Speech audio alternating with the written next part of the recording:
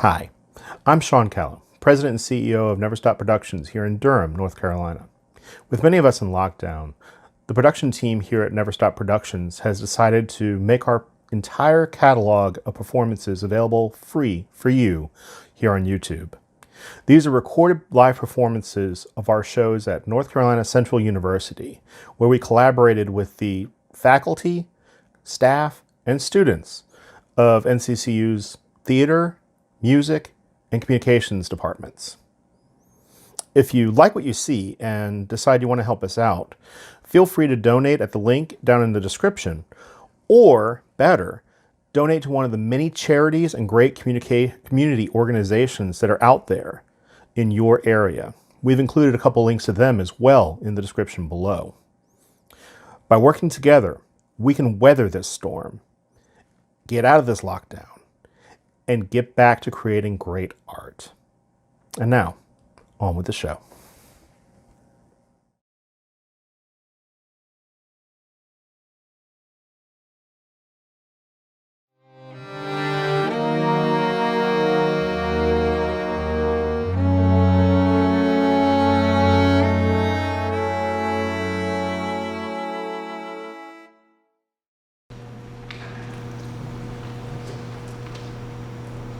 Company, attention! Forward!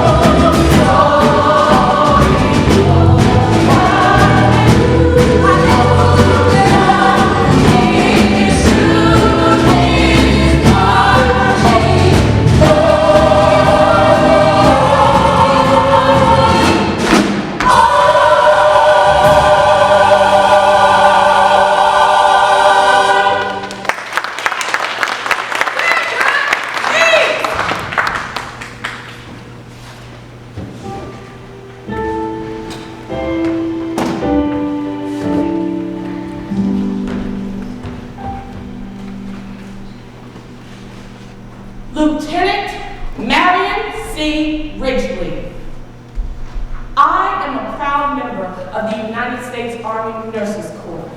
I was deployed in the first contingent of Army nurses to enter World War II, met dockside in England by General B.O. Davis Sr. himself.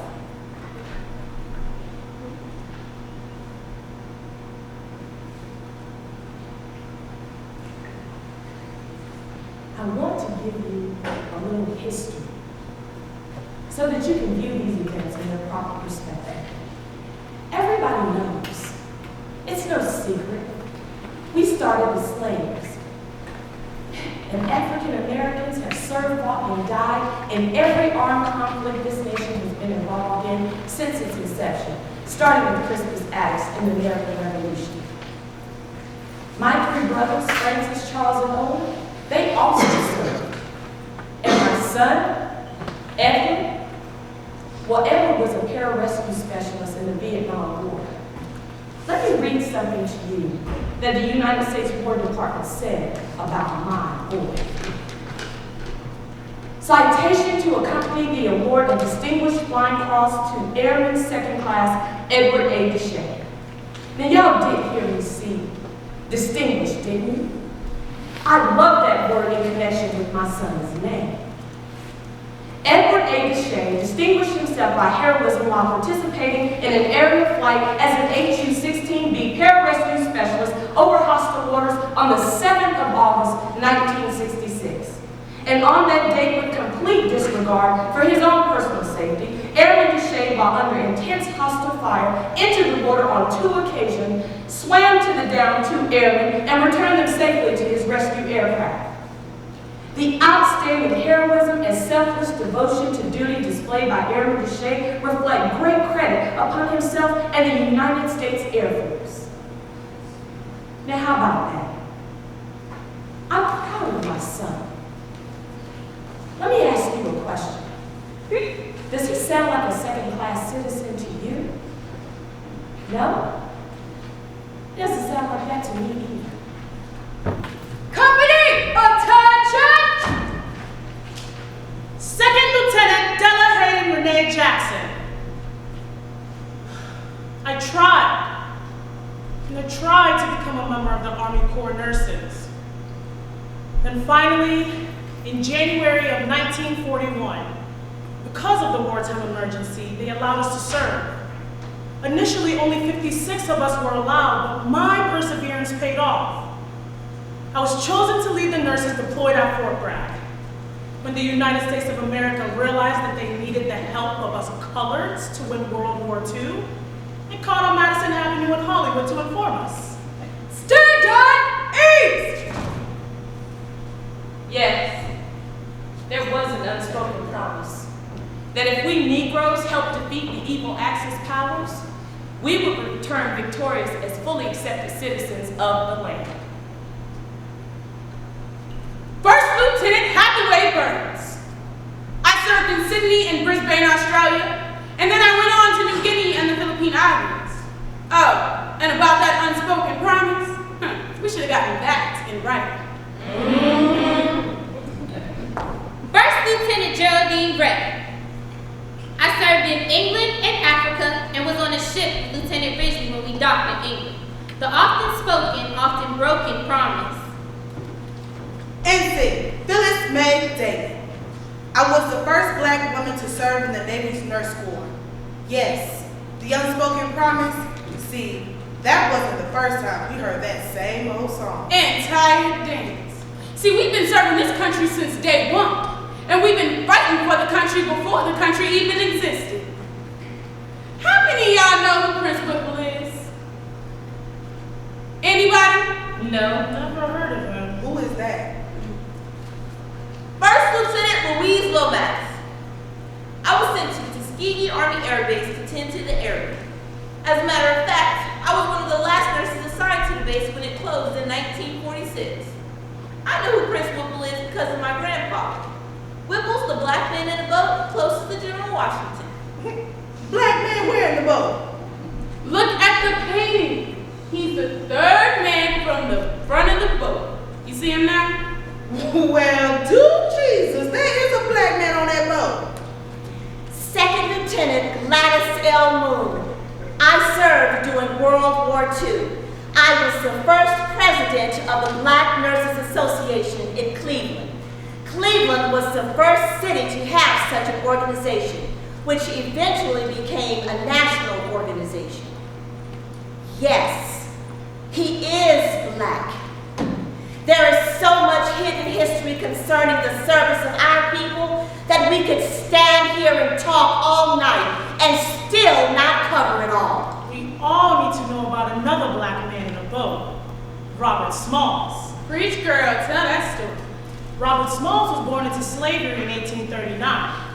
See, this brother stole a Confederate warship, disguised himself as a captain, and using the Confederates' own secret code book, taught himself the secret hand signals that let him pass other Confederate ships so he could free slaves and their families.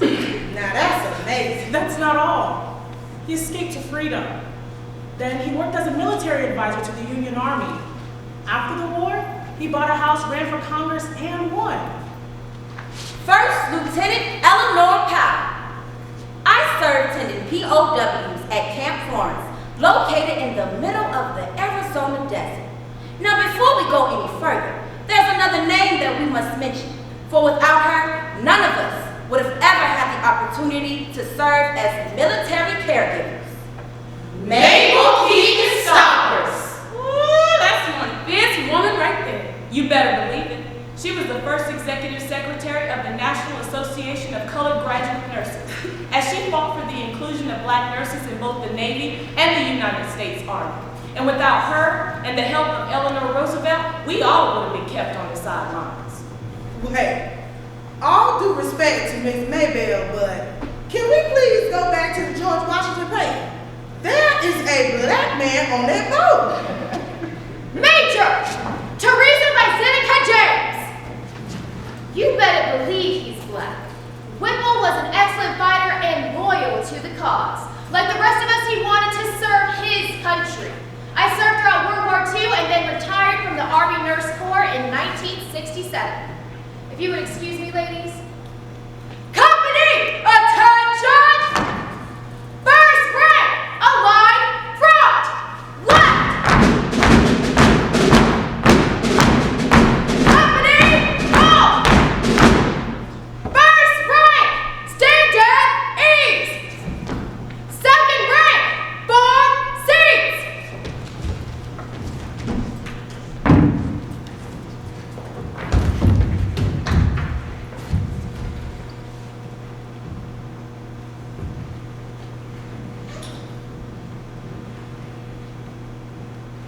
Nurses, fall out! Thank you, Major James. How many of you have heard of a Black man named Charles Ball? No, not really. It's a maybe. I hate that I know so little about my people. Well, look, don't worry about that. We've all had those feelings. Now pay attention because you've got to learn something. Yes, ma'am. You see, Charles Ball was a self-proclaimed free man of color. Well, all right now. Yeah. Charles Ball was an escaped slave. And what you have to remember back then is escaped slaves only had two choices. They could either row out to join the British Navy or they could join the United States Navy, which was just getting started. Now, under United States policy back then, at the beginning of War of 1812, Blacks were forbidden recruitment or enlistment. So just like now, when there's a chronic shortage of manpower, Once again, enter the Negro. Black men were in the U.S. Navy before slavery ended? In 1812, 15% of the U.S. Navy was made up of Black men, although most escaped slaves fought for the British. Wait, you're about to talk about the colonial Marines, aren't you? Ooh, yeah, I love that story. Sorry, ma'am. Yes, I was going to talk on the colonial Marines, but first, Charles Ball and his sailors were known for their efficiency. It was Captain Oliver Hazard Perry who complained about having blacks on his ship, but Commodore Isaac Chauncey replied to Perry and said he had nearly 50 blacks on his ship and they were amongst the finest sailors he had. that's right, ma'am. When Perry's fleet routed those British, it was then that Commodore Chauncey's recommendation was correct. And those black sailors, they were fantastic. They were so amazing that Perry ended up writing a letter to the Secretary of the Navy praising their courage. I suggest that you all read the narration of the life and adventures of Charles Ball of Blackman. It outlines his experiences during the war and his arguments for why former slaves should return home once the war was done. He was just beating up his gums for no reason with that line. Look, those men were for free. I'd have been on the first day smoking, y'all hear me? Yes, Prudence, we heard you. And we hear you constantly. You know, listening to you all brings something to mind that I'm just now understanding. It was 20 years ago when my grandmother was talking about her teacher, Mrs. Rogers. I didn't understand why Mrs. Rogers' grandmother, Sally Hemings, was so important. That was because that is her grandfather, y'all. Thomas Jefferson. Girl, that's just not possible. You better believe it was possible. Thomas Jefferson even built an underground walkway so that Sally Hemings could walk straight from her slave quarters directly to the foot of his bed. Try as I live and breathe. Company, attention! Bomb ranks! Prepare for the crossing of the Atlantic!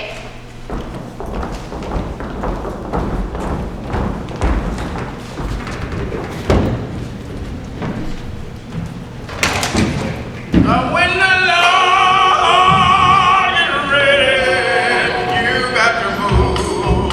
You got to move.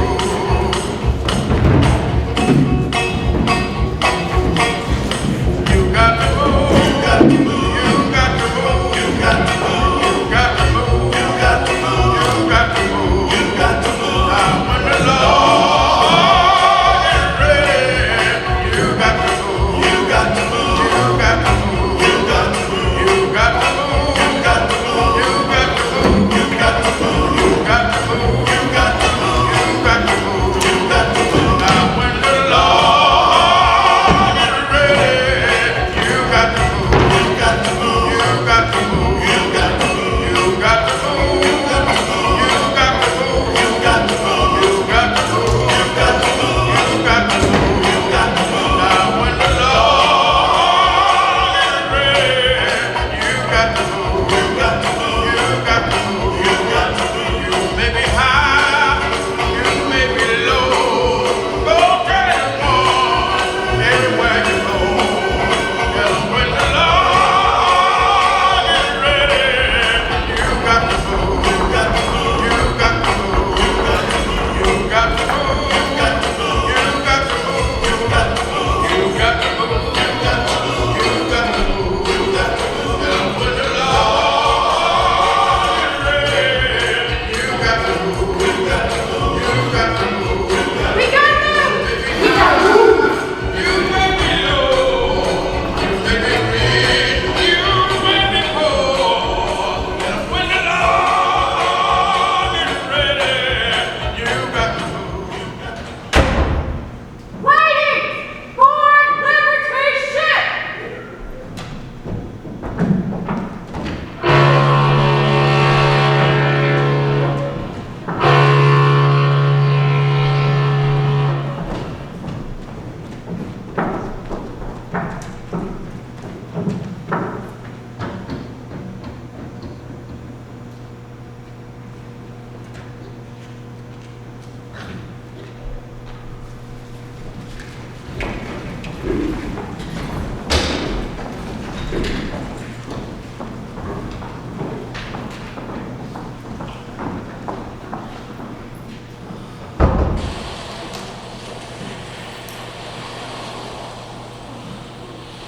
Smoking lamp is lit. Smoking lamp is lit. Oh God, I've never been this sick before. Oh, can they stop the ship for just a minute? You heard what the captain said. There are U-boat wolf packs out there just waiting to slam a torpedo up our collective black asses. If we lose this convoy, you can call on Granny Brun all you want.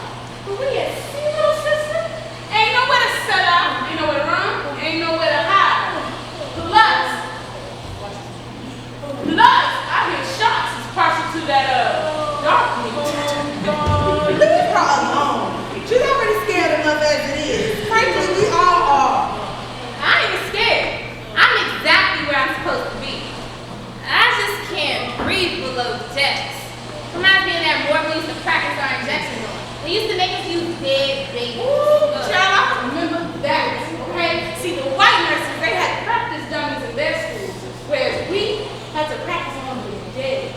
Ugh. Yeah, that morgue always creeped me out. Let me tell you about creep out. I was practicing my injections on this pretty little baby boy, and I was thinking, what a shame it was he had to die. I hated using him like a pincushion. I went to try my first injection, but I couldn't find a vein. So when I went to try again, the baby woke up and started wailing his eyes out. Girl, you lying. I would have had a heart attack. My hand to God, I almost soiled my uniform. Oh, hang in there, Della. You gonna make it. I see you ladies couldn't sleep either. I'm too hot to sleep. Besides, I'm too excited. I finally get to go somewhere and prove what I can do. To be the first among my kind to serve as a nurse. To serve my country. Are you sure this is your country? See, last time I checked, Geraldine, Uncle Sam wasn't too sure how he felt about us children of Aunt Hagar. How can you say that? This is our country too. W.E.B. Du Bois said that we have to be of a double consciousness. Perhaps a double-crossed consciousness. The Negro must prove himself worthy of his citizenship. This is our big chance to show that we're true Americans. Prove, Geraldine. Prove. We have proven our worthiness over and over, time and time again. There's nothing left to prove. The 369 Harlem Hellfighters, the Black Buffalo Soldiers charging up Kettle Hill. Do you want to know the truth? Teddy Roosevelt arrived at the top of San Juan and Kettle Hill after the Black Buffalo Soldiers had done most of the fight. Jesse Owens, Joe Louis, prove it over and over, and still no change. Ladies need to calm it down. You need to mind your business. This is between me and Phyllis. It's not that serious. We need to focus on what's more important. There may be U-boats out there and they track by sound. You are too damn nosy. Now I repeat, this is between me and Phyllis, so step away. You know what? I guarantee you I can make it my business. I'll kick your ass quicker than a Mississippi mule. It ain't nothing to a bear but its pearly head. You think I'm bluffing? Ooh, it's going to be asses and hell up in here, girl. All right, I'm talking out. 3-1. Marion does a Joe Louis on Geraldine in the first round.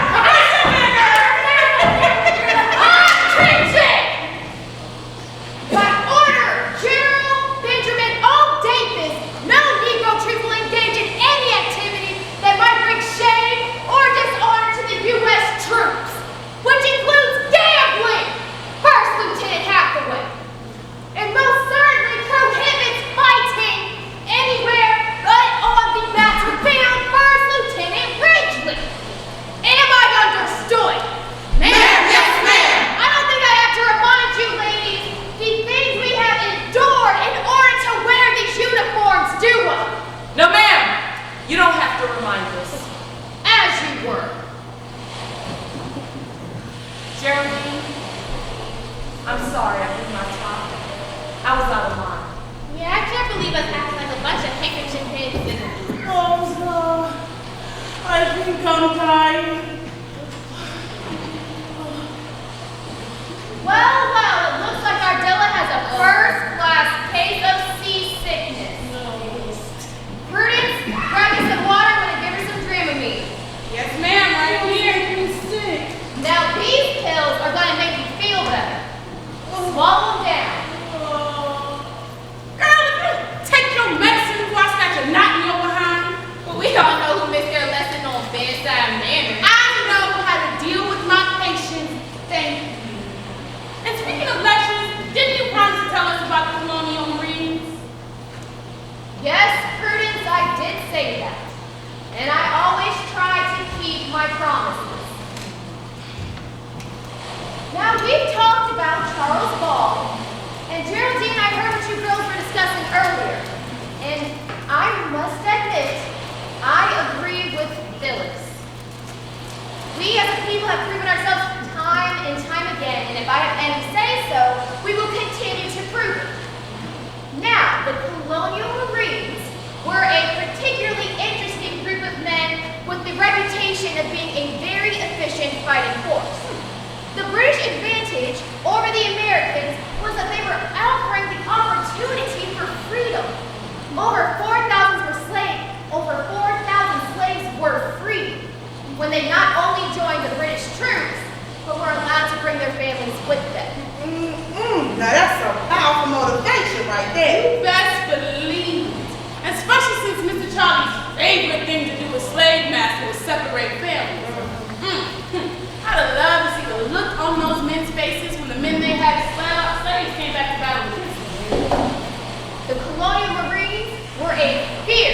fighting force. Now you have to understand that a British ship was considered British soil. So once these former slaves were able to join the British military, they were out of the grasp of their former slave masters. Where'd they go after the war? You know what? I know something about this part. Some of them ended up moving to Trinidad and became farmers.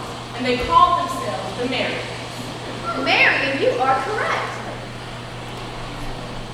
My, Della, are you feeling any better? Maybe. I think I'll stand. That might make me feel better. I don't know. She still looks a little green and mean. I'm gonna see what. Yeah, I'm gonna go. No, but I would have loved to have seen the men in the battle. By all accounts, they were ferocious, never giving an inch of the battlefield. You know what? That's just like the 369th Harlem Hellfight. They would not be moved. Ooh, girl, I love that.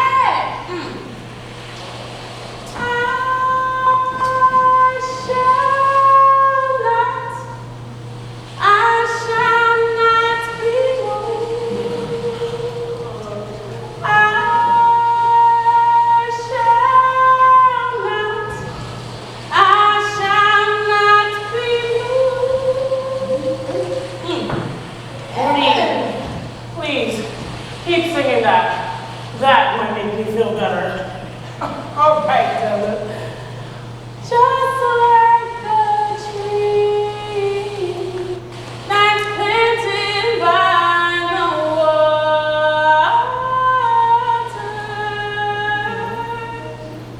I shall not be moved. Ladies, enough on this one. Lead the way, Rudy. We'll follow.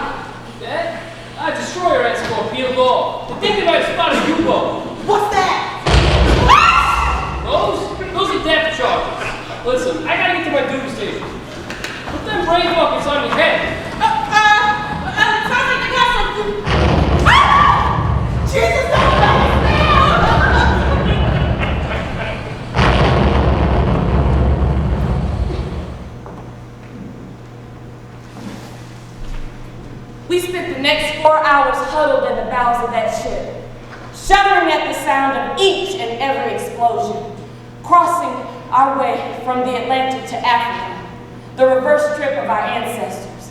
But this time we weren't slaves. We were free men and women traveling to face the enemy. black women joined the WACs and the Rangers as currently segregated units.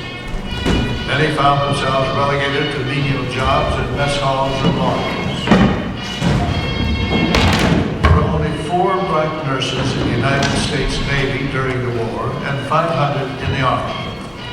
Their assignment was to care for black servicemen in the segregated military hospitals. They were not permitted to care for whites. That policy changed after a contingent of black nurses was sent overseas to care for black casualties.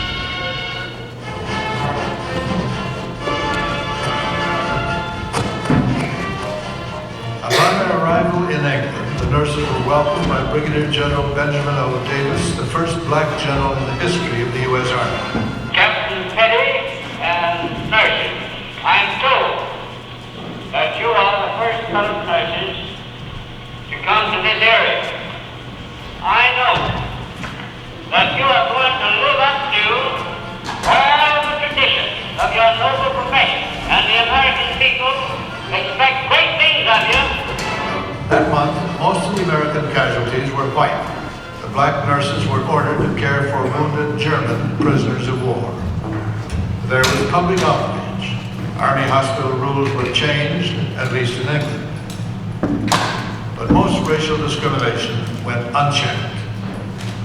German POWs were often treated with more respect than black GIs. But it was different at home. The black serviceman was a hero to his family and his neighbors.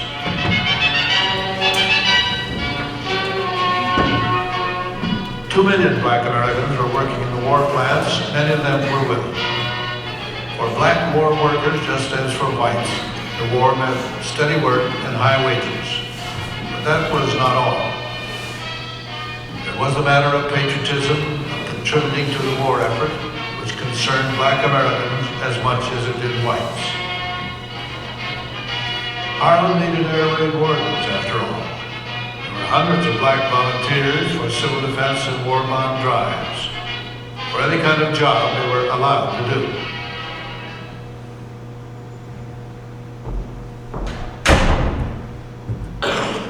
Really? For any kind of job they were allowed to do? Sometimes the burden we carry as a people is overwhelming. But we shall not be moved. Y'all remember that story I was going to tell you about meeting General Davis? Well, meeting him was the thrill of a lifetime. Such a powerful and dignified man. And his son? Well, his son's a Tuskegee Airman. Very proud of them both. Some of us were sent to England, while the rest of us were sent to North Africa to work with the men on the roadways. Our number one enemy? Malaria. Whew. Any trained corpsman could have handled that duty. We were trained surgical nurses. We felt wasted in this hellhole. 10,000 miles to stick IVs and pat foreheads? And oh, when you think things couldn't get any worse, enter head nurse, Captain Irene Bliss.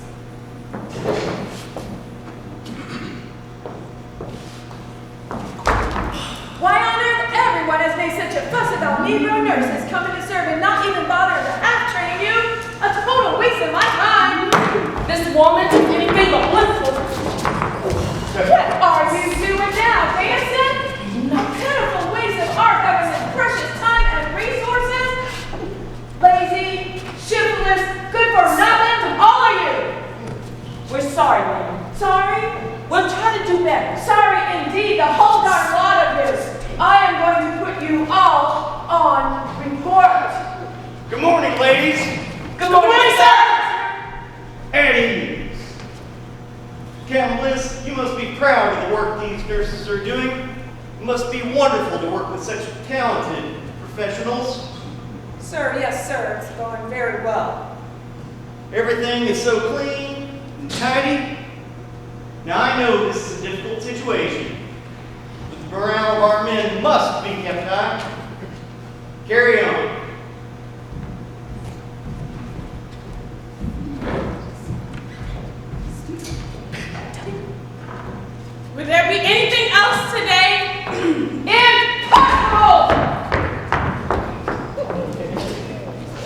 I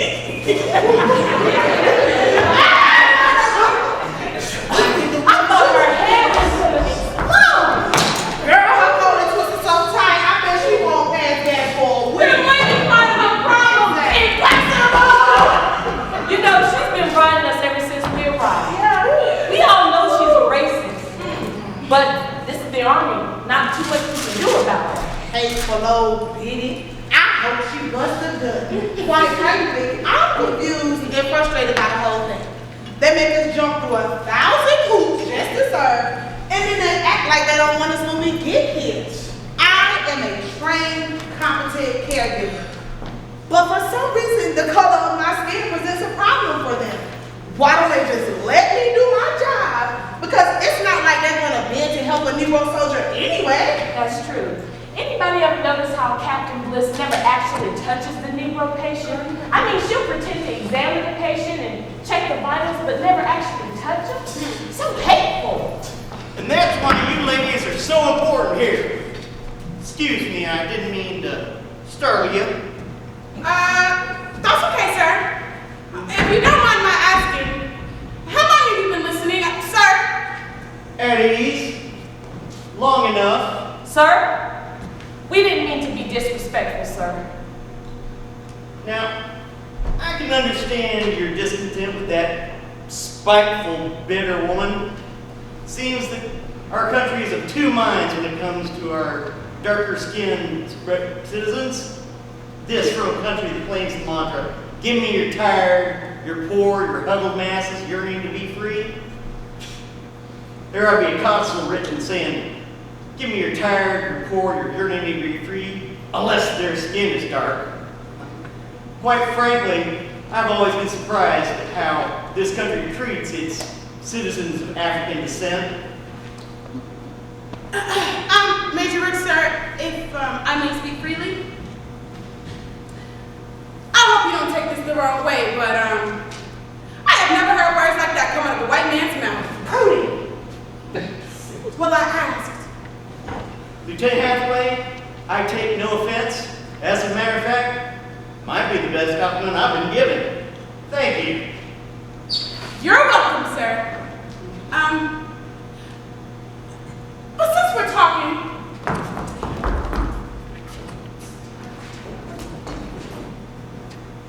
I was just wondering how you came across such a unique mindset. Well, I wasn't always this mentality. I was in the First War, fresh out of West Point, at the Battle of Belleau-Wood, France. It was the 28th of May, 1918, and I can recall casting many a disparaging remark about our Negro soldiers. That changed later on that night when I was separated from my troop during a gas attack. I was lost, scared, when I heard what had to be a unit of German soldiers coming straight for me. I was about ready to run when this huge black hand came down over my face and held me down. I had been found by the 369th Harlem Hohenjäger. The Holen what? That's the German word for hellfire, which is what they called black soldiers from New York. Shortly thereafter, I found out why. Their fighting was ferocious. 3 of them took out the entire squad without firing a single shot. They took 1 man back for questioning and led me back to our lines. Now, they fought with the French because America wouldn't let them into combat. I watched them fight, and they would not give up a single inch. You know, Major, my uncle fought with them. He used to show me his medal. It's part of the reason why I decided to serve. I can never get the name right, though. Is it, Croix de Guerre? Ah, the Croix de Guerre, the highest form of decoration the French military can bestow upon a soldier. I remember watching those soldiers fight and was just surprised at how they would fight so hard for a country that treated them like garbage. I didn't bother trying to get back to our troops. I stayed with them, treating their aid as best as I could. And is that when you changed your mind about the Negro soldiers? Yes, precisely. I saw those valiant men for who they were. I felt badly for them. I felt badly for your entire race. Now, I remember being at the parade for the 369th back in New York. It was an amazing sight. My uncle, he was in that parade too. He said that it marked the beginning of the Harlem Renaissance. He's right. When I saw those soldiers marching down Fifth Avenue, crowds cheering, I thought, finally, America has accepted all of its citizens. Unfortunately, that acceptance was yanked away. You'd think after the 10th Cavalry, the Buffalo Soldiers, their actions at Kettle and Savon Hill, the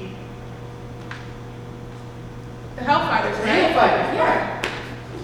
and the Hellfighters, the question of the Negroes and full American citizens would have been put to rest. But alas, it was not. Racism, hatred, lingers with us still today. Now, I think there's a way around it. If only everybody get down! Everybody!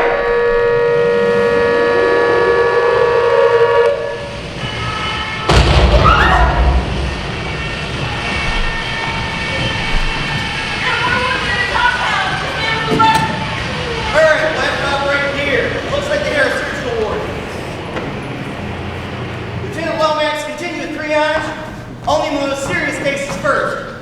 And has anybody seen Captain Harrigan? He's among the wounded and Chief Nurse Bliss is nowhere to be found. Lieutenant Ridgely, Lieutenant Hathaway, get me a surgical tray gear in here stat. Yes, sir. And Lieutenant Hathaway, you're going to be on anesthesia. Wait! Hold on! I am no doctor. I am not trained for that. Look, I'll talk you through the operation of the anesthesia machine. Major Brooks, these are white soldiers. We are not supposed to be touching them. I can give you this. I will take full responsibility for your actions. But Major, wait, I don't think we don't have time to wait. There are people dying out there. We've got to get to work. Now, I once heard you say that you could handle anything thrown at you once you were given a chance. Well, now's your chance. Or were those just empty words? All right, Mary, let's get the equipment. Get that suction machine in here, too.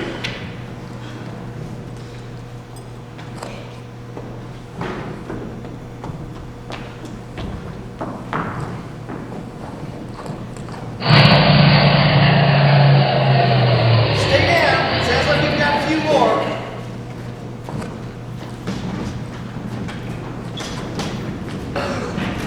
All right, and fall.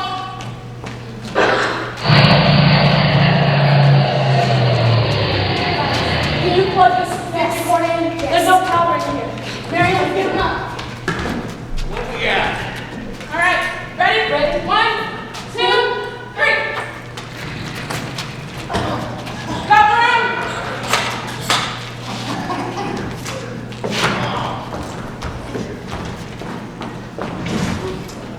Lieutenant Ridgely, Yes, sir. you swung around this wound here. Whoa, please? whoa, whoa, hang on a second. I don't want you touching me. What's the fuss? Can we get a real nurse to do it? Son, this is triage. You got two options. You can let this nurse help you, or you can go off to the side and die. We don't have time for this because there are more patients piling up. So what's it going to be? Go ahead, Doc. All right. Captain, Lieutenant Hathaway, fight him under.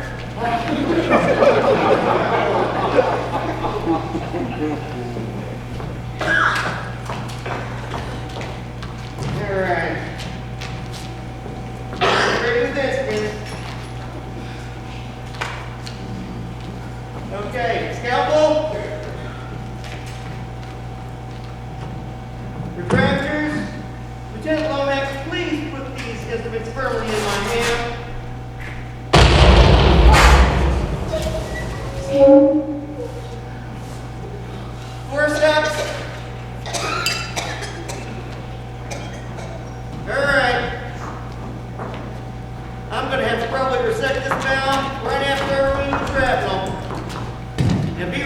suction because there's going to be an awful lot of blood. Ready, sir. His blood pressure's dropping.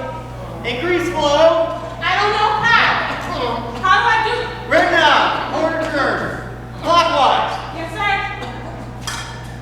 There. Flow increase. His blood pressure's stabilizing.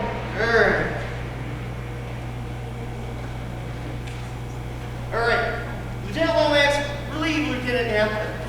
Rico?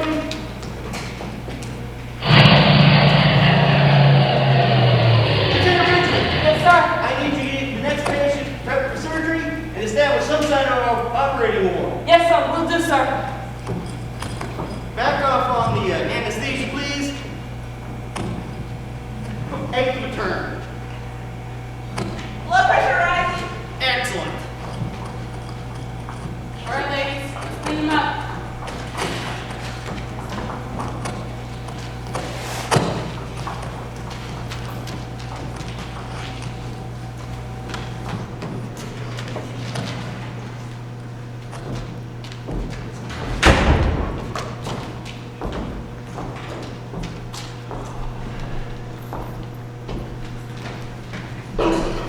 We operated for 17 hours straight that day.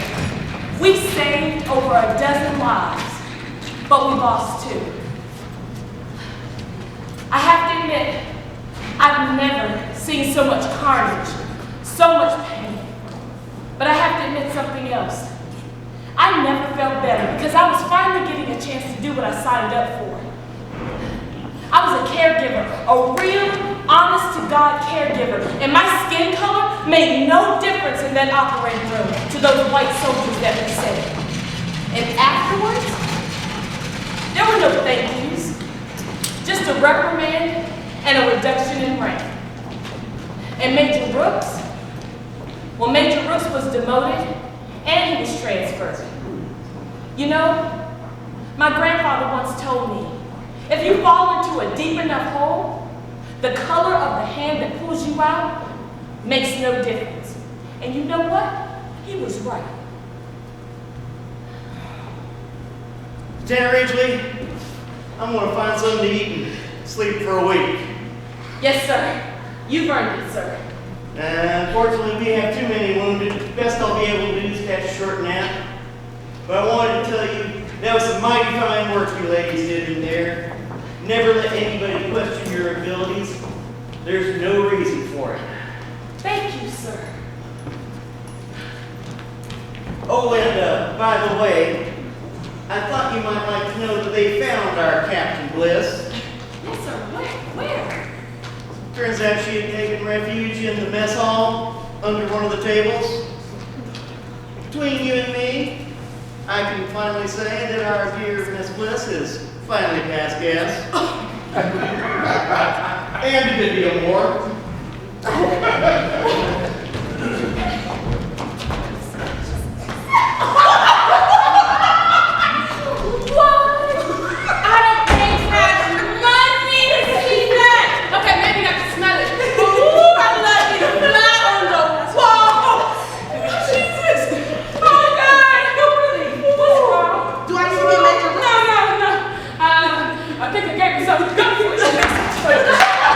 You a first-class fool. Man, I think I need to be examined. You need your head examined. That's what you need. Oh, sugar. What happened? What's wrong? Captain Harrigan. He didn't make it. Oh, sorry. I'm sorry. That was your friend, wasn't it? He wasn't like Nurse Bliss anymore. He helped me. It's not fair he had to die. I hope no one's told you anything in life is fair. This is war. You can be here 1 minute and gone the next. I know, but still. Oh, hush up now. Okay, have a seat. Have a seat. All right. Aunt Prudy's got one word for you.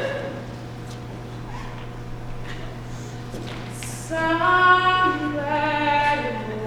morning, when this life is over, I'll find a way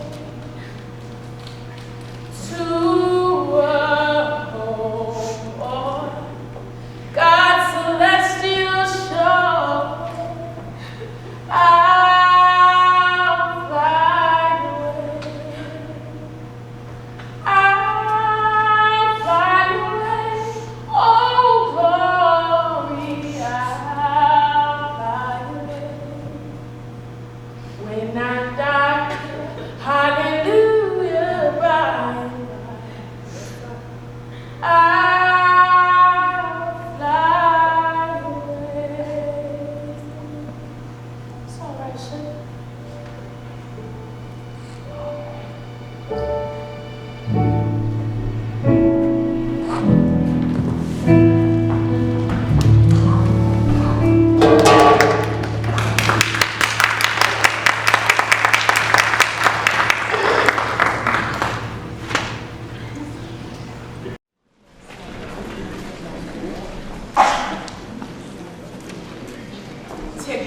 Burma has got to be the hottest place on earth.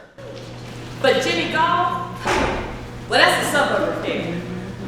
But don't confuse Jenny Gall with West Hill, which is another suburb of Hill, but worse. But the place you really want to avoid is Beluthahatchee. Now, Beluthahatchee is one stop after Hill. This place is rough. But we all hanging in there because we're getting a chance to serve. Now, I do know that at this point in the war, our black soldiers are spread out on two fronts. And we nurses, well, we're spread out everywhere. Oh, I got a letter from Louise. You know, she's stationed with the 332nd. She can't tell me where she is, and I can't tell her where I am either. Here's what Louise said. Dear Mary, I hope you are faring well wherever you happen to be at the moment. I am tending to the most beautiful black man you could ever imagine, and I feel that I am mere days from choosing which one of these handsome devils I'm going to marry. Woo, girlfriend is in heaven. Some of them are pilots, some are part of the tank corps. They call themselves the Black Panthers and strut even more than the pilots.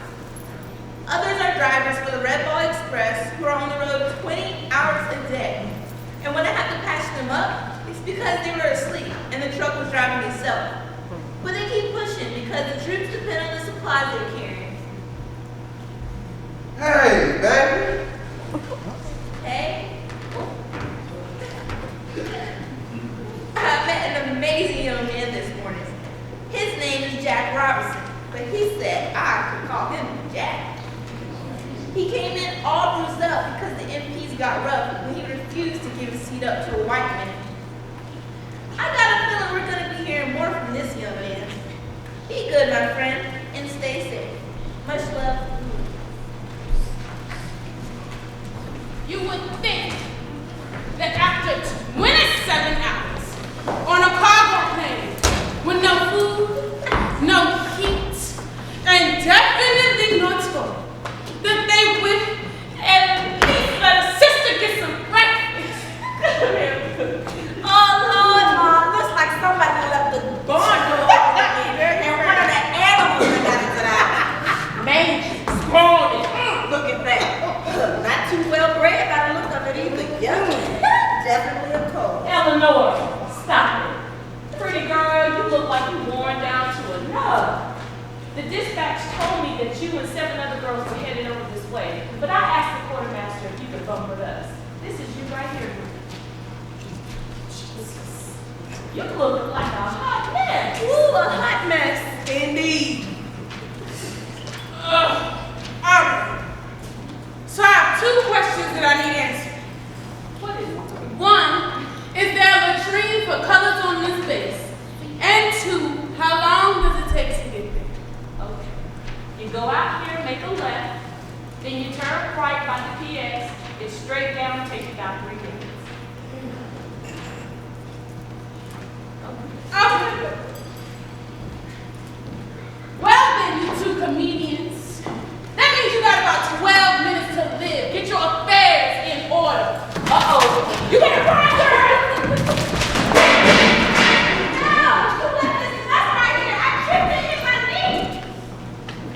If you'll excuse me, I got some business to attend to.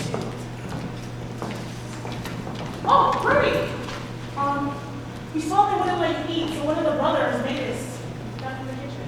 God bless you. Oh. Yeah, we kind of jumped off when we saw them feeding the white people who came in after you in the office. Ooh, okay, well, I'm just bunk. Actually, leave the other on the rug. Ooh, she got it pretty rough. Jesus. Is she gone yet? Eleanor, come on back in here. She's gone. It's really crazy. That's what you get for picking on people. Let me take a look.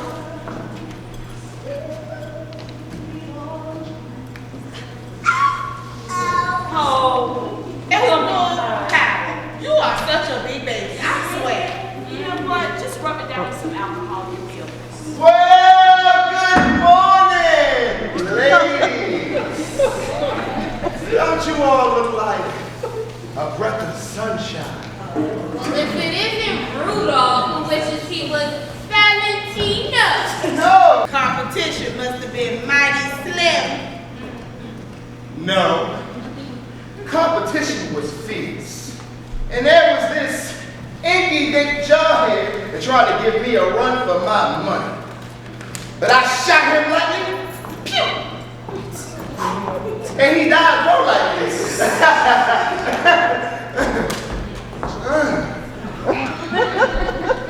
Who is this vision of divine beauty? Well, excuse me. Your excuse, handkerchief head. Rudy. Hey, Rudolph, don't mind. You know he goes after every woman in sight. Every woman, stray cats, not only.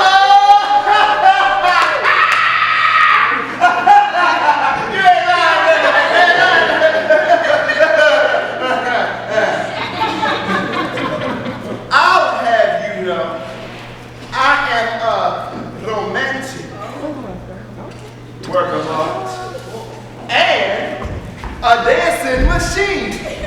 Good morning, ladies. As you were.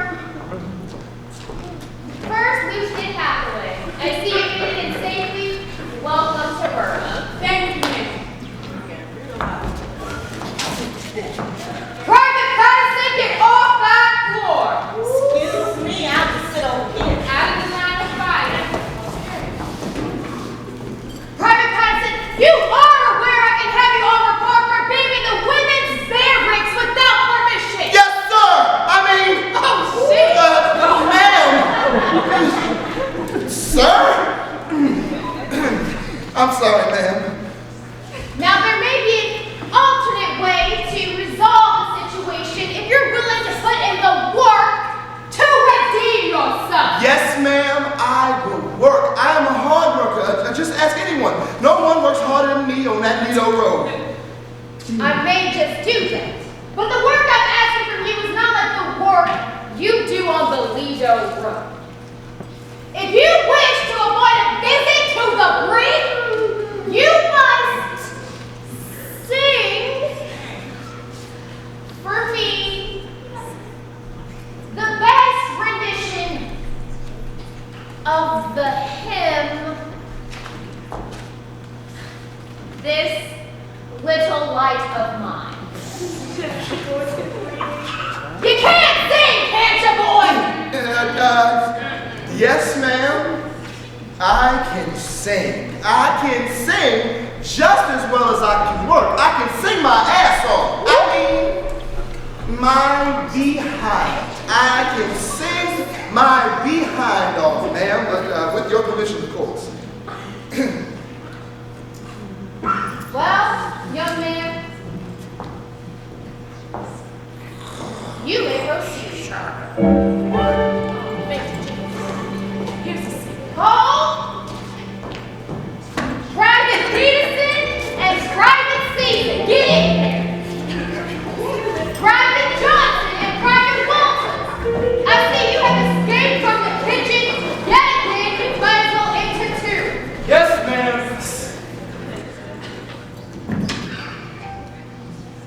Carry on.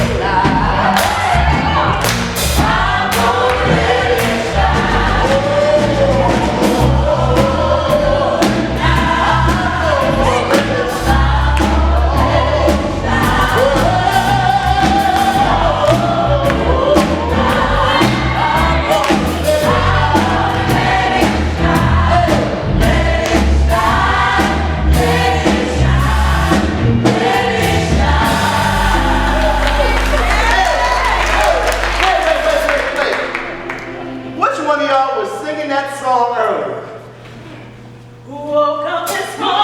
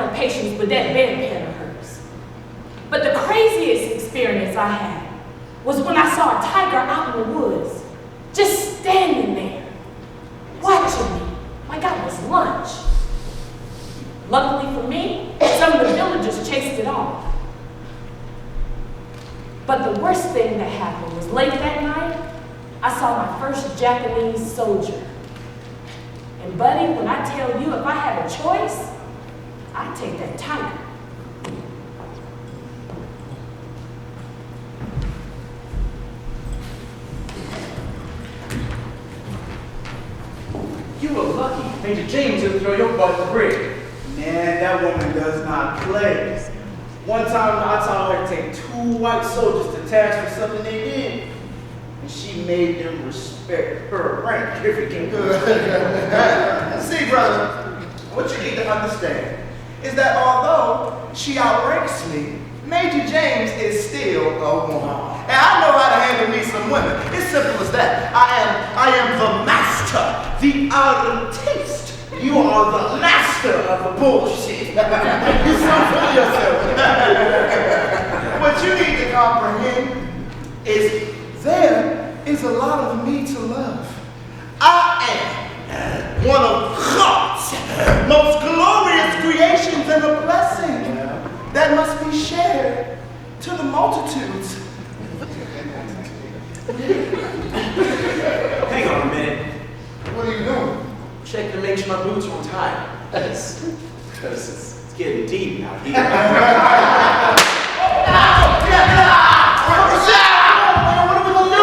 not gonna do it so bad. Just relax. Oh, God, feels like a little fire. Well, that's because you just got shot, Negro. You don't expect it to feel good, do you? Well, I didn't know what to expect. Just relax. Come on, man. We gotta get him some help. All right. I'll get you up. Come on, get him up. Stay low. Come on. There's a Jap patrol out here. I'm bleeding to death. Shut up and don't blow your top, Ralphie. Man, you gonna tell us what we're gonna do with what? Look, they got MPs all around the white versus barracks. You see any MPs around here? No. Now we gotta get the girls to the bunker and let them know what's happening with his leg. They can fix you. Now come on. You're gonna get us killed. Come on, man.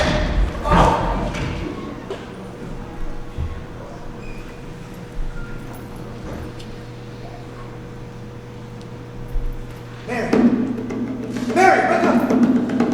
Mary. Is it? What do you want? What's wrong? What is it? It's the Japanese. They got a patrol right outside the car. Japanese? Where? There! Now look, I gotta get y'all to the bunker. It's not safe here. And a sniper and shot Ralphie in the leg. We'll bring it in here. Okay. Hey, come on. Keep an eye on that window and stay low. Terry, what happened? I can't see. I need my phone.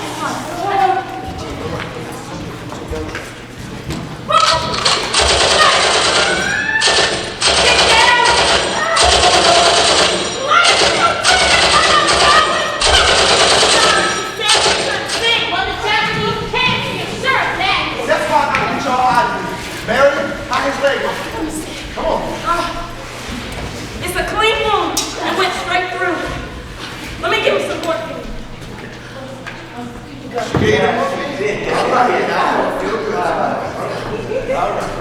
Well, what are we supposed to do? We can't just let them keep shooting at us. They're gonna kill us because we're women. And we're colored. I don't know, maybe. Negro, are you insane? The Japanese are killing us Negroes every day. Won't you ever believe we're not targets? That's right. Don't you dare believe it. Rudolph, you said you had a plan to get us to the bunker? I do. Look, if you get us out of here, I swear I'll stop calling you hand to head. Yes. What's the plan? All right. So I figured if we go out back, behind the fuel depot, we should be safe. Then we come out behind the PX, that should lead us straight to the bunker. Okay. That works. Now help me get Ralphie up. Oh my God! I think I see something. Where?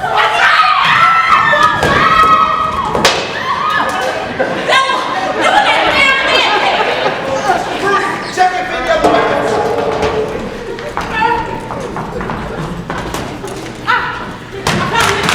The rifle was jammed. I guess that's why he charged at us. All right, y'all, it's time to go. Remember, stay low and be quiet. Come on.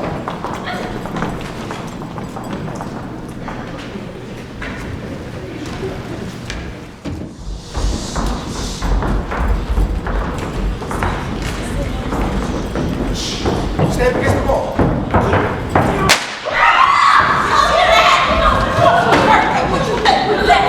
Yo, be quiet, please. We have to move now. Wait. I think I see one of them.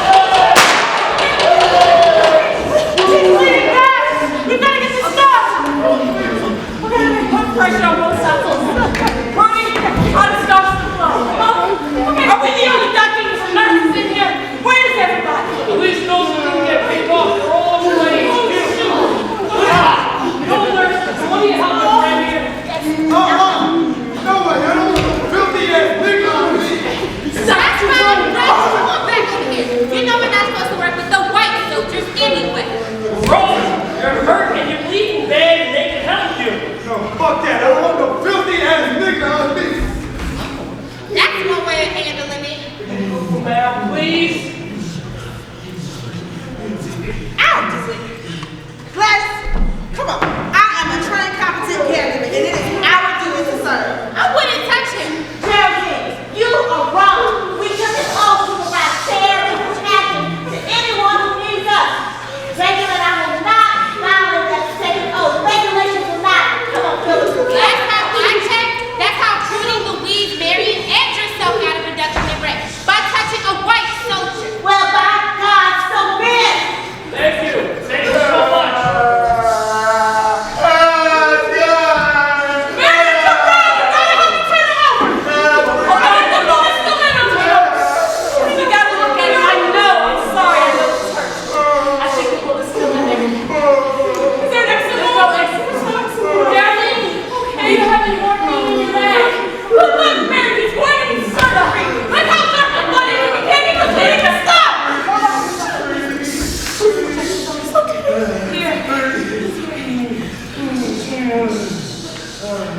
Let's slow this down. Is that better? Oh, it's not girl, it's better. Pretty. Yes. You can't call me handkerchief man. Oh. No, it's okay, Rudolph. Don't worry about that. You did good, baby. You did good.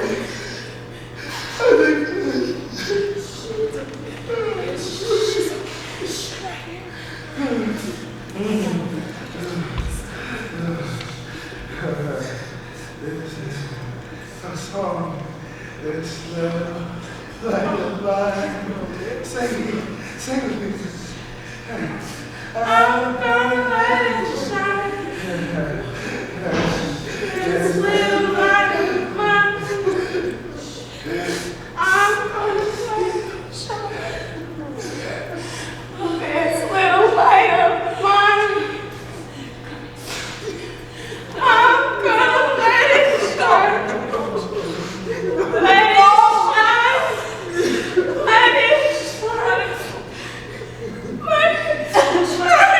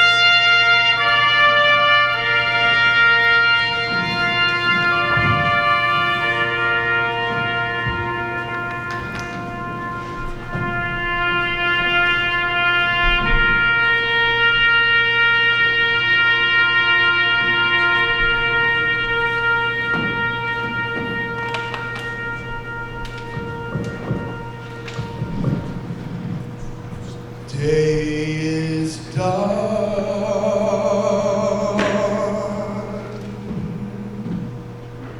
gone the sun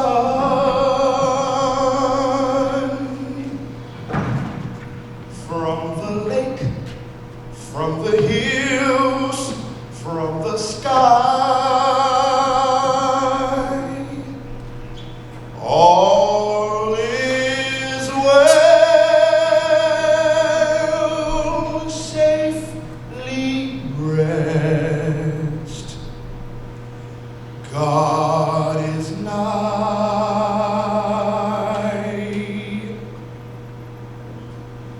Fading light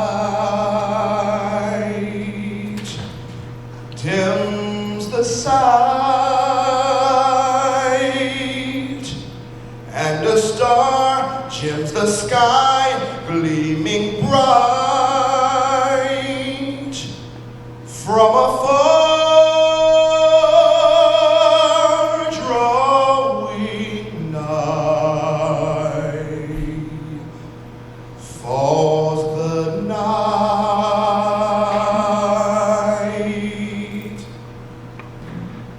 thanks and praise for our days. 'Neath the sun, 'neath the stars, 'neath the sky, as we go,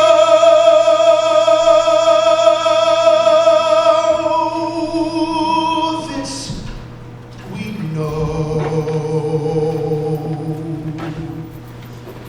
God is nigh.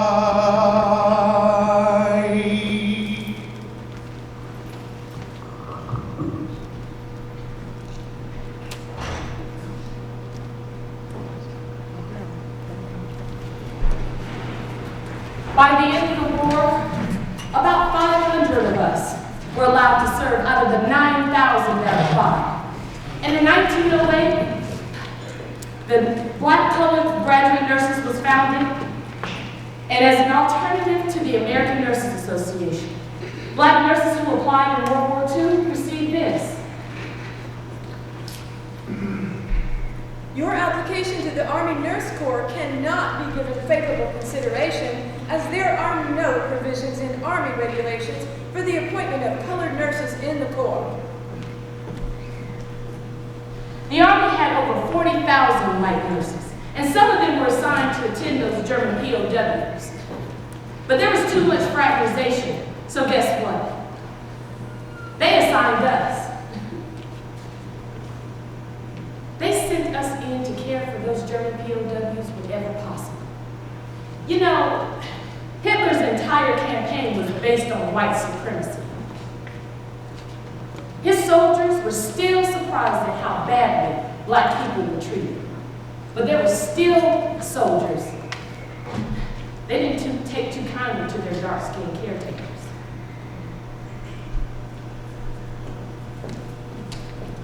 Fifty Schwarze, don't touch me, nigga, bitch. Oh, hey, nah. Ain't gonna be too many more bitches up in here today. Oh, you think the battle of the bulge was rough? Huh. I'm about to show you a whole new level of blitzkrieg. Della, you ready? But you got me messed up.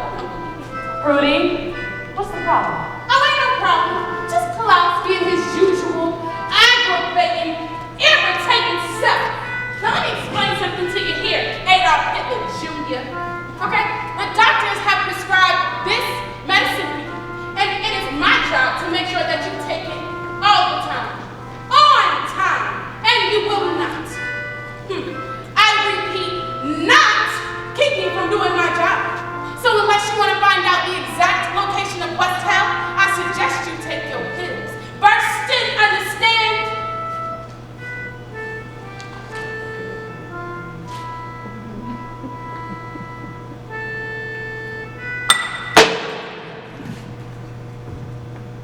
Y'all a hot mess.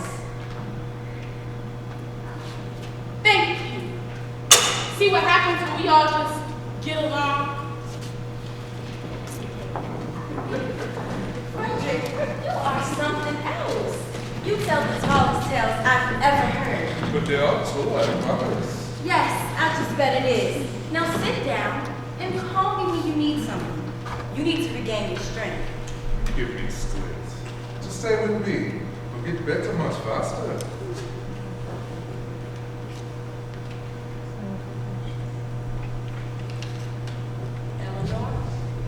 Eleanor, they're dangerous when they start smooth talking to you like that. Don't I know it? Call me if you need anything. You'll survive.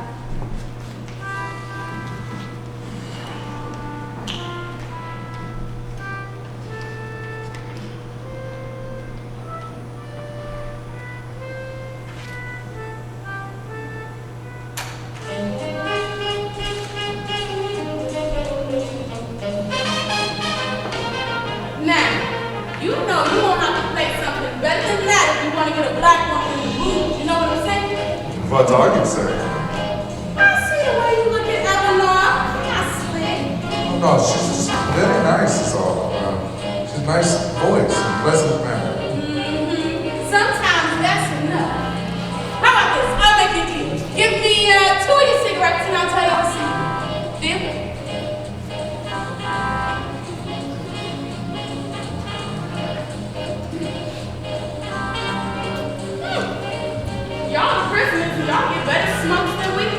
Yes, now, you said something about your secret. Yeah? I don't think I recall that. I might have said something like that, but you know, it's really hard to tell. Yes, you did. You said that. Calm down. Just pulling your chain a little bit. All right, you're going to want to look for something at the bottom of that stack of records.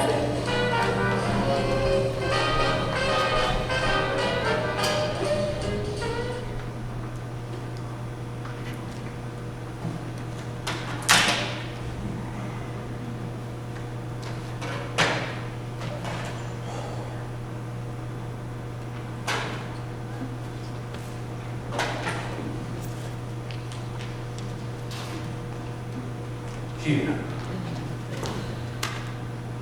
Thank you. You're going to look for something by a man named Louis Jordan.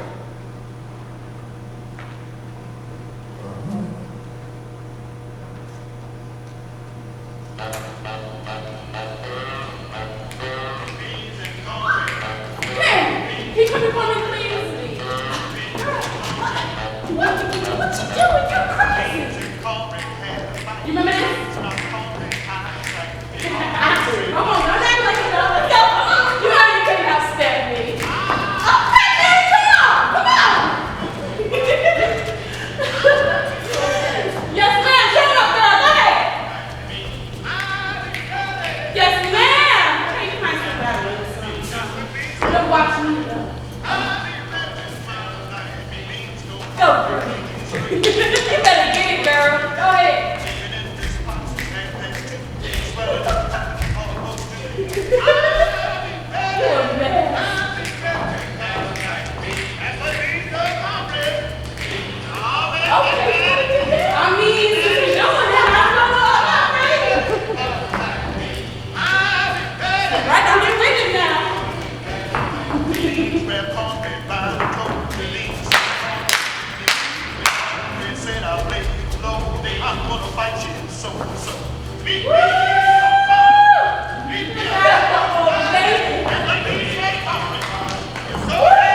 That was excellent. What's the right record? Yes. You told me you'd give me the right record. Give me my cigarettes. Calm down, Papa. Don't blow the top. Just look that record onto the other side.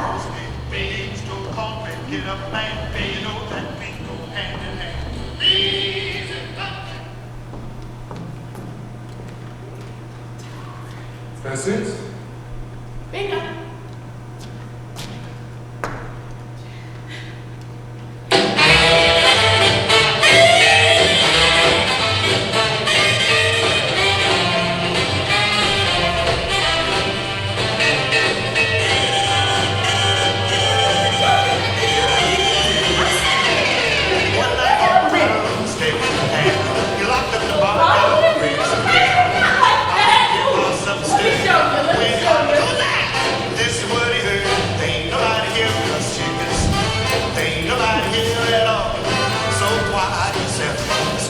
Okay, I see. Let me try.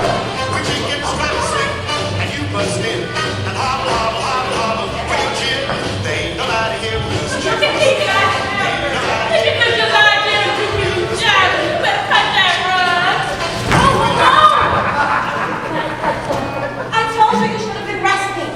I need to check your pulse. Relax and breathe. I'm fine, Lily. I just slipped. Marion, can you come check this pulse and tell me what you think? It seems a bit threatening. I think you need to go lie down in your quarters. No, I'm fine. Put the record back on. Let's finish the dance. Your dancing days are over for a while, mister. You had rheumatic fever. That doesn't go away overnight.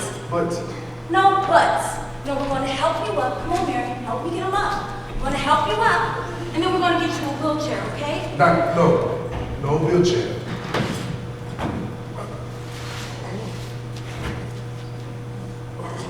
See, I'm fine, really. It's just for once. All right. But we're going to take it nice and slow.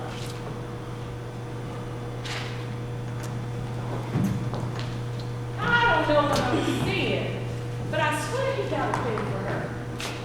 You just now noticing that, girl? It's been growing for weeks. What's been growing?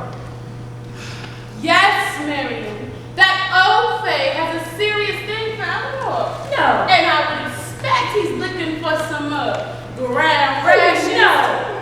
No. Yes, girl, yes. Eleanor would never allow that to happen. Girl, you can go from here to Diddy, Why Diddy, and back again. But I'm telling you this, she may not know it yet, but Eleanor is warming up to it. I don't think so. May I get off the wrong train and end up in Beluga? Girl, I need to smoke. These Christmas are going out.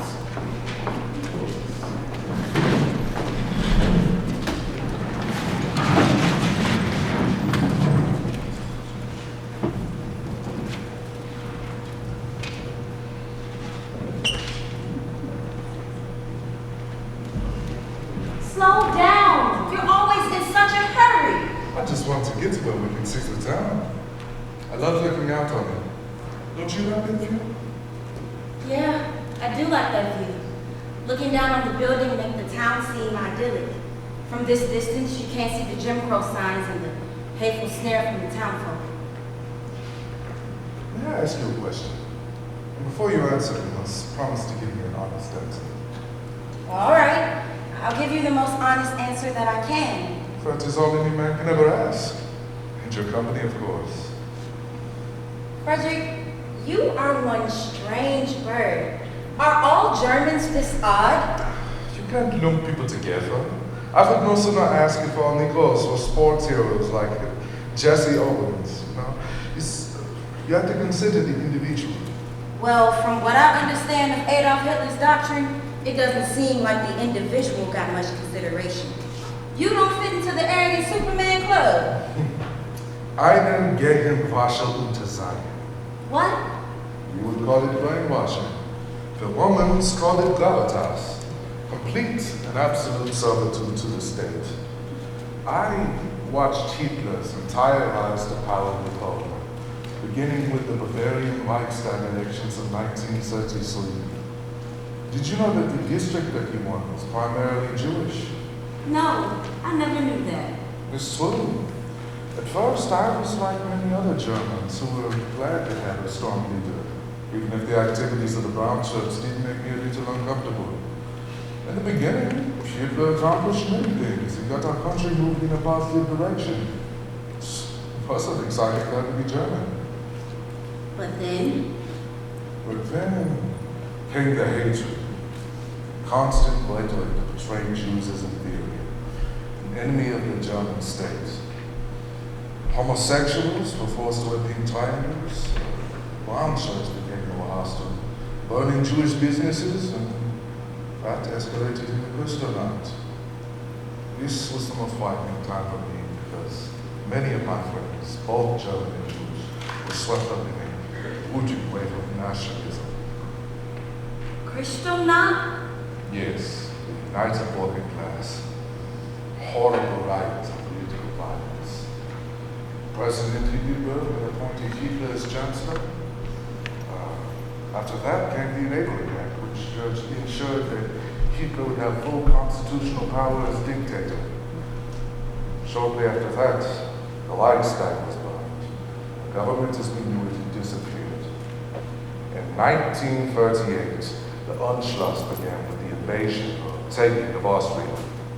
I was called into service right before the invasion of Poland. So much hatred.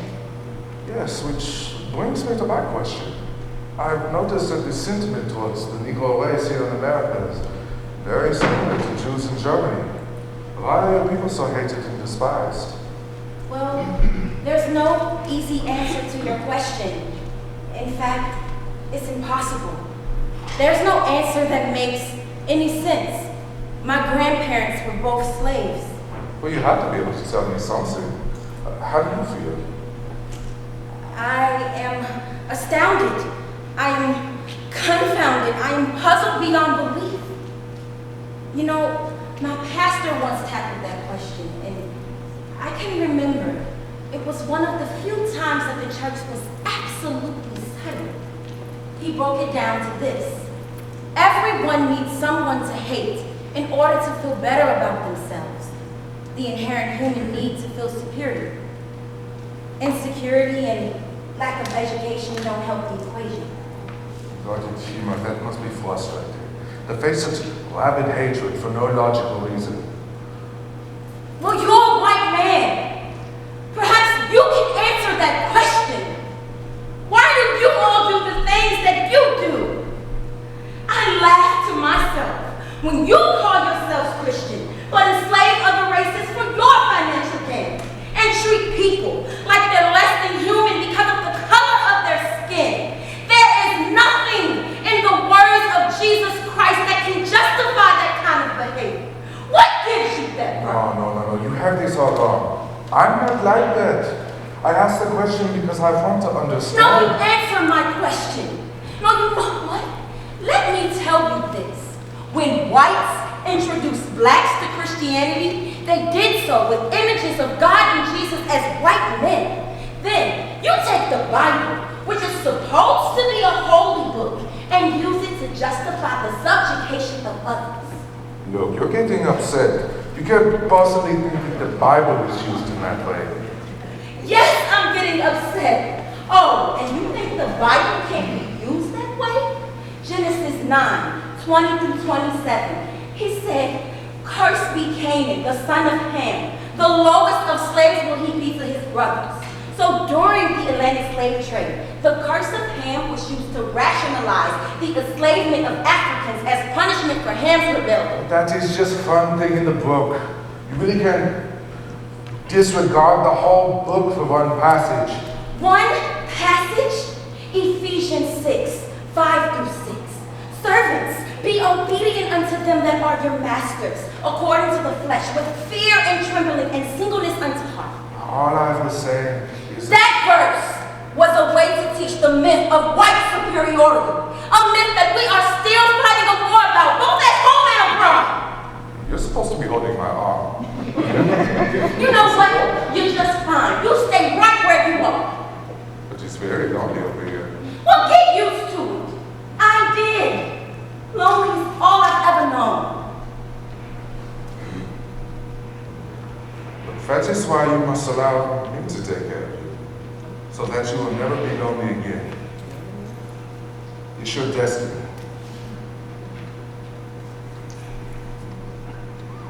A hot mess you are. Come on, just let me get you inside. I'm truly not like the others. You will see. I will prove it to you. Look, you don't have to prove anything to me. Just focus on getting better. You think you can make it from here? Yes, I'll be fine. I hope to see you in the morning. Well, I don't plan on going anywhere. Guten Abend, everyone. Rest well. That's Lieutenant Powell here. Oh. Good night, Bridget.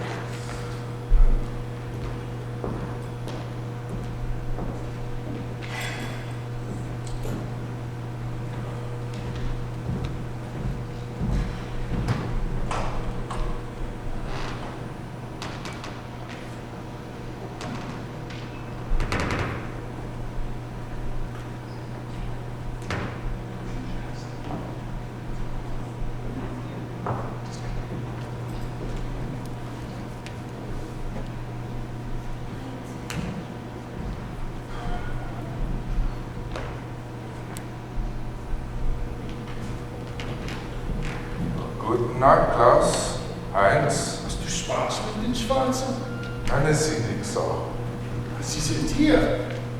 Hast du schon den Führer vergessen? Mit ihnen zu retten ist wie mit einem Hund zu retten.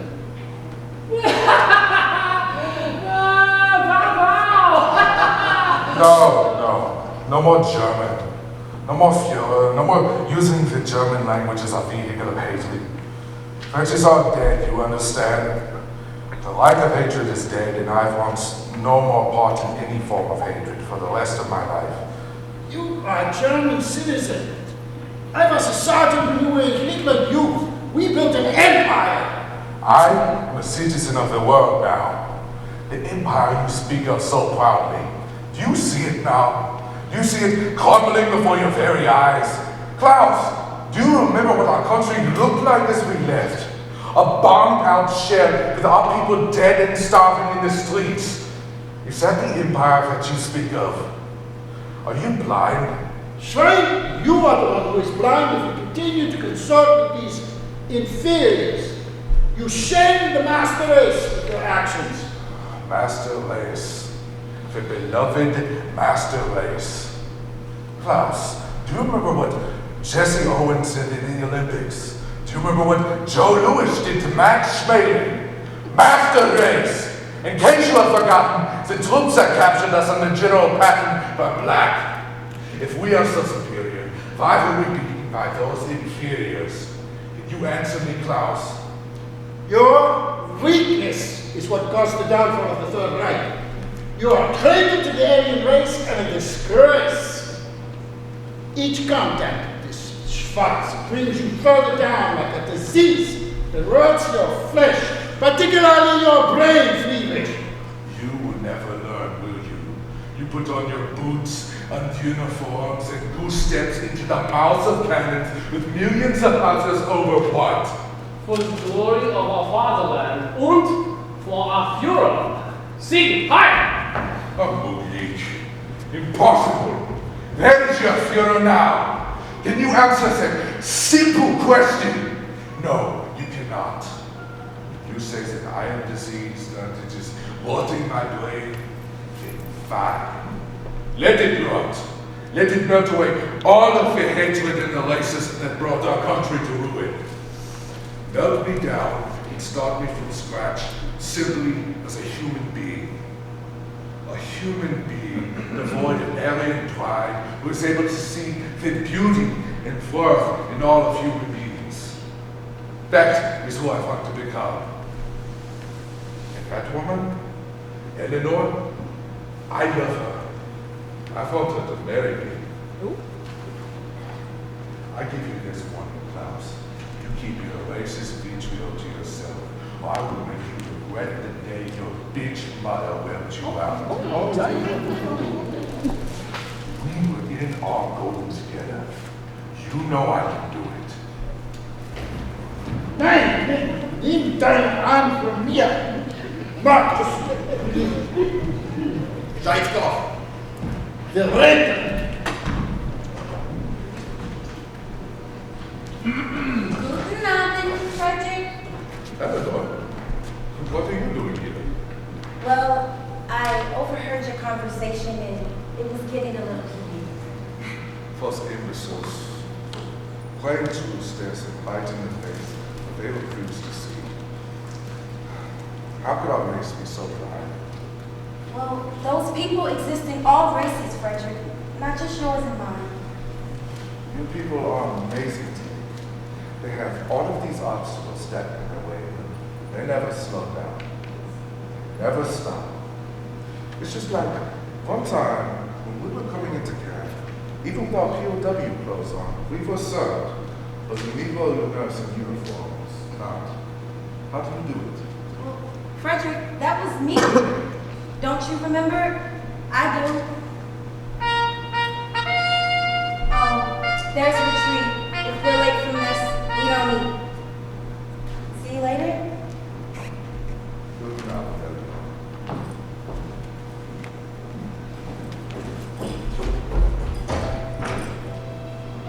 Of course I remember that day, Eleanor. I remember everything about it. From your hair, your beautiful voice, down to the curve of your lip. In fact, Eleanor, that was the day I fell in love with you.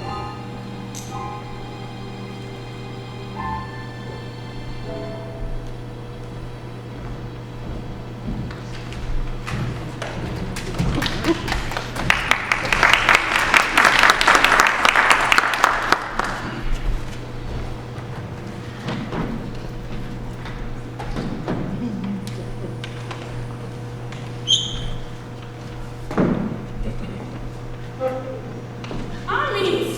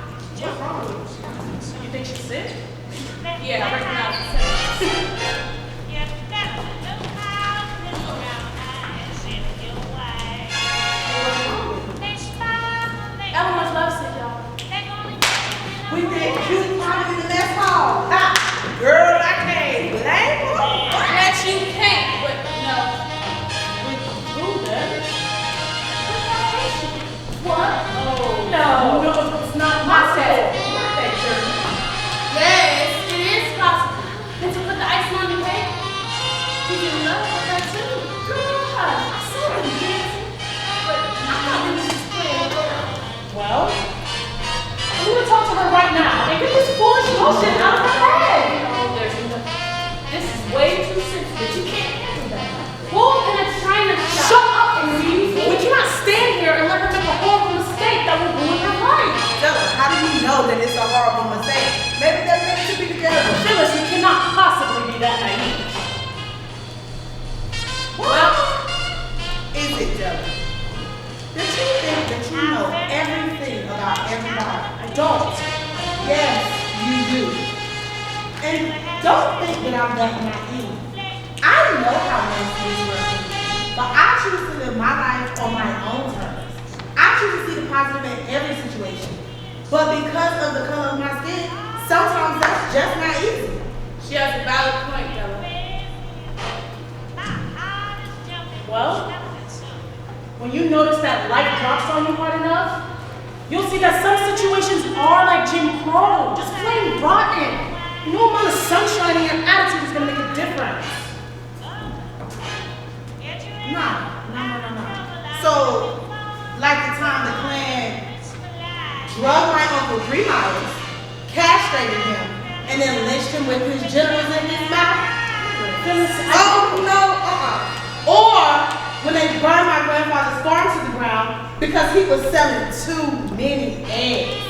Then they strapped him to a fence with barbed wire and made him watch as they break my grandmother and his dream birds to the ground.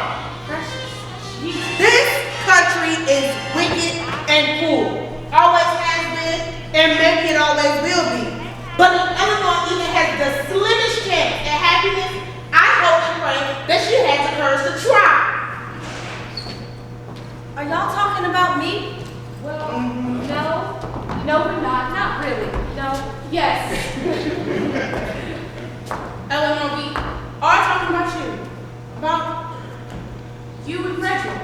And why would y'all be talking about me? Because we're all worried about you. Not worried about you. You are a grown woman and can make grown-up choices. Amen, sister. What right do you have to discuss my personal affairs? I don't recall asking for any of your opinions. Eleanor, we care about you. We don't want to see you get hurt. Or make a stupid mistake that can ruin your life with a love affair that cannot possibly work out. I don't have a love affair with Frederick. Be that as it may. You do have feelings for him, don't you? I don't know. Don't know. Well, he certainly has feelings for you. And that has got to stop right now. You cannot fraternize with the enemy. It's unheard of. Unacceptable. How can you say that it's unheard of? These white nurses, they've been getting cozy with these German POWs. Why do you think we're here right now? Oh, this is horrible. So embarrassing. You have no right to interfere with how I choose to live my life. We just think that I don't think anything. Don't put words in my mouth. And my life. That's what you think. I feel like you're making a really big mistake. And you should request a transfer out before you get into real trouble. Stella, it is not that serious. You're blowing this way out of proportion. Well, what if she isn't?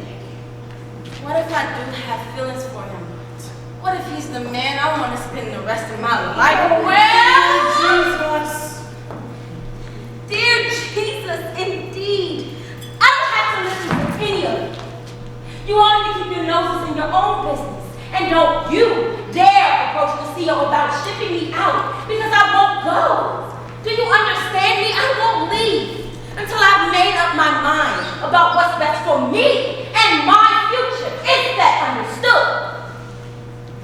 I am sick of this racist town and the meanness that comes along with being in the army, my people, and this country. I can't take it anymore. Do y'all understand? Do you hear what she's saying? I hope you heard her. Loud and clear. That she in love?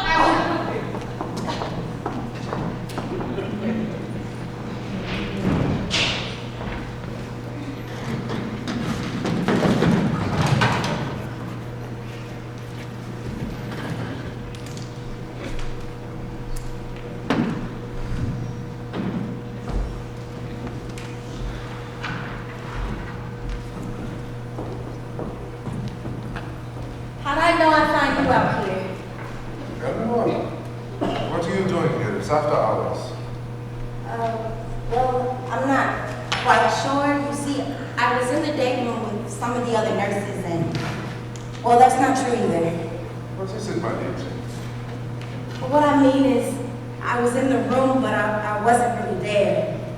You see, this Billie Holiday song was playing on the phonograph, and my eyes clouded over, and 10 years later, I was standing there with you. Isn't that strange, Frederick? What does Libetian mean? Liebchen. It means my love. And I don't find that strange at all. So, you do love me? Yes, of course. Well, the other nurses were discussing us. I would be very interested to hear what they have to say. There was a great deal of chatter about why we should and mostly shouldn't keep company. The final verdict was? The final verdict was mixed. Just like our children will be. Frederick, are you really serious about making a life together? Do you realize the hardships we would face? The things that people would say? I don't care what people have to say anymore. I only want you.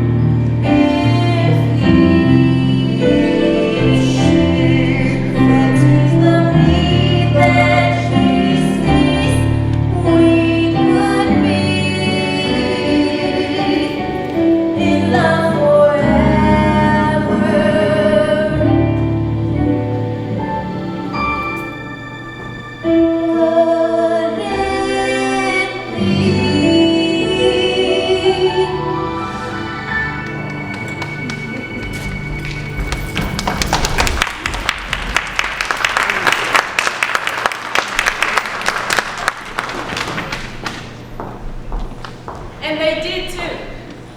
Frederick and Eleanor got married and spent years searching for a place where they would finally be accepted. And in 1948, President Truman signed the order to end segregation in the United States military.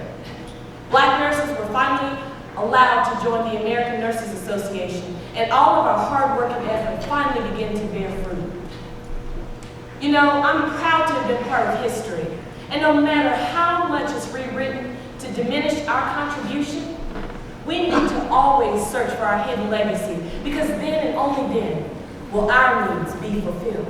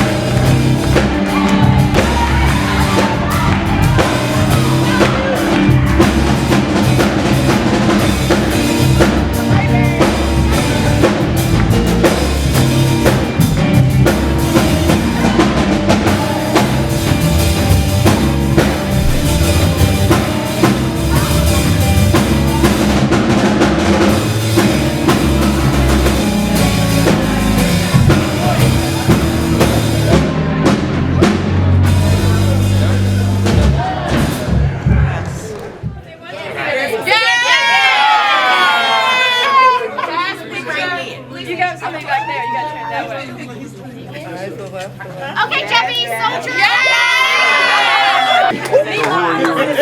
I am Phyllis Mae Daly, the first black nurse to join the Navy's Nurse Corps. Hello, Mr. Hinton. Oh, it's such a pleasure to be a part of the North Carolina Central University Theater Program, and I hope there will be many other opportunities. Thank you for allowing me to work with such talented young people. an amazing experience. It was so much fun. I enjoy being a part of the North Carolina Central University Theater Department of Dance. Theater. Say something. Well, this has been an absolute journey and a pleasure to revisit my alma mater for this production, and I can't wait to do even more back home. I can honestly say it was an honor to be part of something that helps bring history to life, especially in the insanity that we've got in this day and age. It was humbling. I liked it. It was a fun production to be in. Thank you. Du hast den Farbfilm vergessen? Ja? You have to color film, ja? Dankeschön. Thank you.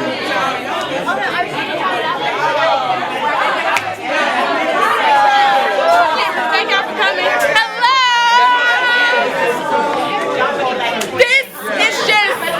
This show is such just an important piece of like where we are right now historically. I am so excited to be a part of this amazing production. The music is amazing. There's comedy, there's drama, there's tragedy, there's everything you would want out of your and love, yes, everything you would want out of your favorite production. Come out to see us. A need fulfilled. We have shows next week. We have a show tomorrow. Thanks. Bye. Hi, I'm Jasmine. I play Eleanor Powell. It's a real person, a true love story. I fell in love with a German POW award, and I want you guys to come out tomorrow and next week to see my story.